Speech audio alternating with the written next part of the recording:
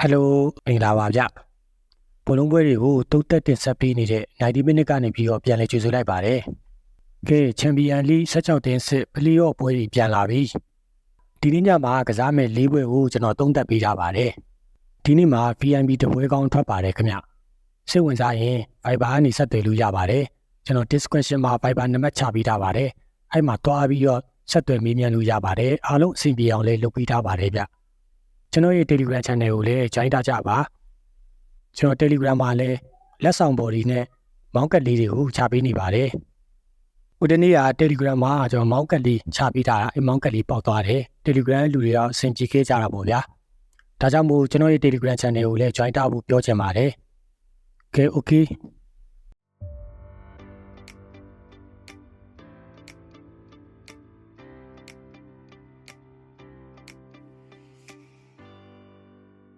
ပေါင်းဆုံးပွဲကတော့ဂလာတာဆာရီနဲ့ဂျူဗင်တက်ပွဲပဲဖြစ်ပါတယ်။အဲ့မှာအဝေးကွင်းဂျူဗင်တက်က level 80ရှုံးပေါက်ပါတယ်။ကိုပေါင်းကြီးကတော့380စားပါ။အိရှင်ဂလာတာဆာရီကတော့တူရီဂီကလပ်ဒီနှစ်သင်းကိုကြည့်ရမယ်ဆိုရင်2013တုန်းကချန်ပီယံလိမှာ2ကြိမ်တွေ့ထားမှုပါတယ်ဗျ။အဲ့မှာဂလာတာဆာရီကတစ်ကြိမ်နိုင်တယ်တစ်ကြိမ်တည်ကြထားပါတယ်။အိရှင်ဂလာတာဆာရီဒီနေ့ချန်ပီယံလိအုပ်စုအမှတ်ပေးပွဲကစားခဲ့ပုံတွေကိုပြန်ကြည့်ရမယ်ဆိုရင်3ပွဲနိုင်တယ်4ပွဲရှုံးတယ်တပွဲတော့တည်ကြထားပါတယ်။အိမ်ကွင်းကနေပြီးတော့ကစားပုံတွေကိုပြန်ကြည့်ရမယ်ဆိုရင်လီဗာပူးနဲ့ဘိုလိုကလင်ကိုနိုင်တယ်။အတလီကိုမထွင်းနဲ့တည်ကြတယ်။အဲ့မှာဂျူနီယာစိတ်ကလန်ကိုC1နဲ့ဆိုပြီးရှုံးထားပါတယ်။အိမ်ကွင်း၄ပွဲကစားထားတာ2ပွဲနိုင်တယ်တပွဲတည်ကြတယ်တပွဲရှုံးထားတယ်ဗျ။လက်တလောနောက်ဆုံးကစားခဲ့တဲ့5ပွဲကိုပြန်ကြည့်ရမယ်ဆိုရင်လေ၄ပွဲနိုင်ပြီးတပွဲပဲရှုံးထားပါတယ်။အဲ့ဒီရှုံးထားတဲ့ပွဲကလည်း Manchester City ကိုချန်ပီယံလိအုပ်စုနောက်ဆုံးပွဲမှာ2-0နဲ့ဝေးကွင်းကနေရှုံးထားတဲ့ပွဲတပွဲပဲရှိပါတယ်ဗျ။ကျန်တဲ့၄ပွဲမှာလည်းတပွဲကိုအနည်းဆုံး3ဂိုးနဲ့အထက်သွင်းထားတယ်ဗျဂလာတာဆာရီကအိမ်ကွင်းမှာဆိုရင်သူ့ရဲ့တိုက်စစ်ကိုအဓိကဖွင့်ပြီးတော့ကစားတယ်ဗျနောက်ပြီးသူ့ရဲ့ပရိသတ်ကလည်းအိမ်ကွင်းပွဲမှာဆိုရင်အားပေးမှုအရန်ကျန်းတာကိုတွေ့ထားရပါတယ်သူ့ရဲ့အိမ်ကွင်းမှာလာကစားမဲ့အသင်းတွေဆိုရင်အရင်မချောင်ဘူးဒါကိုပြောချင်တာပါအခုအဝေးကွင်းလာခံရမယ့်ဂျူဗင်တက်အနေနဲ့ကလည်းအရင်လွယ်ကူနေမှာမဟုတ်ဘူးဂျူဗင်တက်ကိုကြည့်ရရင်ချန်ပီယံလိအုပ်စုအမှတ်ပေးပွဲတွေမှာ3ပွဲနိုင်တယ်4ပွဲတည်ကြတယ်တပွဲပဲရှုံးထားတယ်အဲ့ဒီရှုံးထားတဲ့ပွဲကလည်း Real Madrid အိမ်ကွင်းမှာC1နဲ့ဆိုပြီးတပွဲပဲရှုံးထားတာကိုတွေ့ရပါတယ်။ဒါပေမဲ့ဂျူဗင်တက်အသင်းအနေနဲ့လက်တလောနောက်ဆုံးကစားခဲ့တဲ့5ပွဲကိုပြန်ကြည့်ရမယ်ဆိုရင်တပွဲပဲနိုင်ထားတယ်ဗျ။အဲ့ဒီနိုင်ထားတဲ့ပွဲကလည်း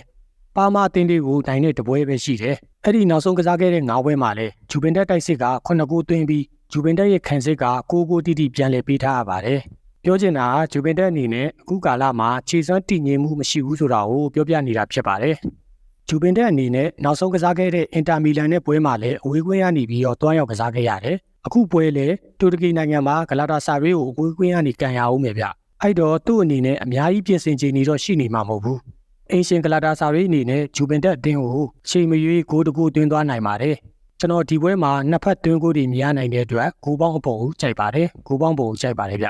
။ Okay နောက်တစ်ပွဲကတော့ဘန်ဖီကာနဲ့ရီယယ်မက်ဒရစ်ပွဲပဲဖြစ်ပါတယ်။ဒီနေ့ည2 နာရီခွဲမှာရှင်ပြိုင်ကစားမှာပါ။အဲ့မှာအဝေးကွင်း Real Madrid ကတလုံး90စားပြီးပါတယ်။ဂိုးပေါင်းကြီးကတော့3လုံးတည်ရပါ။ Asian Benfica ကတော့ပြီးခဲ့တဲ့ Champion League အုပ်စုအမှတ်ပေးနောက်ဆုံးပွဲမှာ Real Madrid ကိုချိန်ထားတယ်ဗျ။အဲ့ဒီပွဲကိုမှတ်မိကြမယ်လို့ထင်ပါတယ်။နီးပြမော်ရင်ဟိုကြီးရဲ့အကောင်းဆုံးအကွက်တွေထုတ်သုံးခဲ့တာပေါ့ဗျာ။အဲ့ဒီပွဲကြောင့် Benfica အနေနဲ့မာစီပါဖော့တို့ကိုတကူအတာနဲ့ကပ်ပြီးတော့အခု Champion League Playoff အဆင့်ကိုရောက်ရှိခဲ့တာ။ဘင်ဖီကာအနေနဲ့ကံကောင်းခဲ့တာပေါ့ဗျာဘင်ဖီကာကိုကြည့်ရရင်လက်တလောကစားခဲ့တဲ့5ပွဲမှာ4ပွဲနိုင်ပြီးတပွဲပဲတည်ကြထားတယ်ဗျလက်ရှိမှာကာရက်ဖောင်တွေကောင်းနေတဲ့အချိန်ဖြစ်နေတယ်ရီယယ်မက်ဒရစ်အနေနဲ့အခုကစားရမယ်ပေါ်တူဂီမီမှာလွယ်ကူနိုင်ပါမလားပထမအကြောတုန်းကလည်းသူရှုံးထားတယ်ဘင်ဖီကာဒီနေ့ချန်ပီယံလိအိမ်ကွင်း4ပွဲကစားထားတာကိုပြန်ကြည့်ရရင်အဲ့ဒီမှာလီဗာပူးစင်တသင်းနဲ့ကိုပဲအိမ်ကွင်းကနေပြီးတော့သူဂိုးမသွင်းနိုင်ခဲ့တာဗ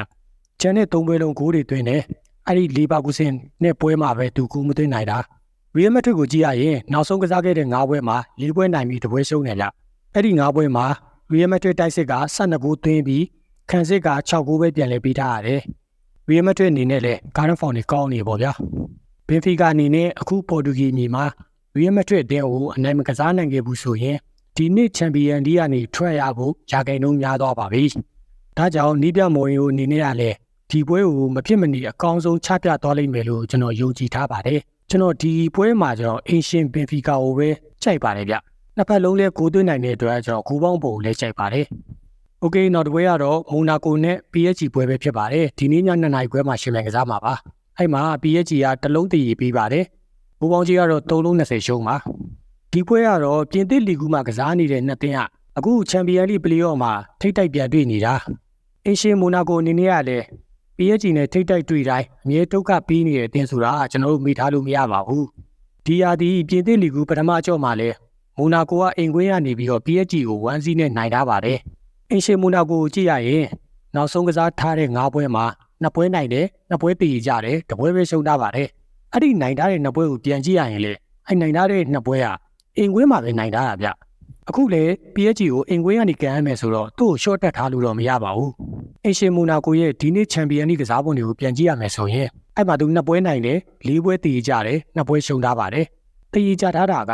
Manchester City, Tottenham Hotspur, Pau နဲ့ Juventus ကိုတည်ကြထားပါတယ်ဒီနေ့ချန်ပီယံလိရဲ့တည်စရာကြီးပေါ့ဗျာ PSG ကိုကြည့်မယ်ဆိုရင်ချန်ပီယံလိအမှတ်ပေးပွဲတော့ဂိုးတွေရှယ်သွင်းထားတာပေါ့ဗျာသူဂိုးမသွင်းနိုင်တဲ့ပွဲဆိုလို့ဘီဘာကိုအင်ကွင်းမှာစီးစီးနဲ့ပွဲတစ်ပွဲပဲရှိတယ်ကျန်တဲ့ပွဲတွေမှာဂိုးတွေကိုရှယ်သွင်းထားတဲ့ PSG အသင်းဖြစ်နေတယ်အခုပွဲမှာလည်း PSG တိုက်စစ်ကဒမ်ဘီလီ ရာမို့စ်ခြေစမ်းပြအောင်မှာပဲဗျမနစ်ကချန်ပီယံလိကိုကြည့်မယ်ဆိုရင်လည်း PSG ကပလေအော့ကနေပြီးတော့ချန်ပီယံဖြစ်ခဲ့တာဗျကျွန်တော်ဒီချက်တွေကိုမေ့ထားလို့မရပါဘူးအခုပွဲမှာကျွန်တော်အဝေးကွင်းရကံမဲ့ PSG ကိုပဲကြိုက်ပါတယ် PSG body ကိုပဲကျွန်တော်ကြိုက်ပါတယ်ဗျ